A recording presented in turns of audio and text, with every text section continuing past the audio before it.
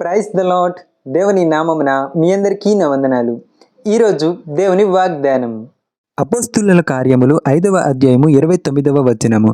మనుషులకు కాదు దేవునికే మేము లోబడవలెను గదా. ఆమేన్. ఈ వాక్యము ద్వారా పేతురు గారు ప్రధాన యాజకునితోనూ సద్దుకాయులతోనూ ఇలాగూ చెబుతున్నారు. మనుషులకు కాదు దేవునికి మాత్రమే మేము లోబడవలను కదా అని చెబుతున్నారు. ఈ అపోస్తులైన జనాంగానికే కానీ మీకే కానీ మేము లోబడని అవసరం లేదు. మా తండ్రి అయిన దేవునికి మాత్రమే మేము లోబడి జీవిస్తాము అని చెబుతున్నారు. కాబట్టి ఈరోజు ఈ వాక్యం ద్వారా యేసుక్రీస్తు వారు నీతో చెబుతున్నారు, నీ తండ్రి అయిన దేవునికి మాత్రమే నీవు లోబడి జీవించు అని.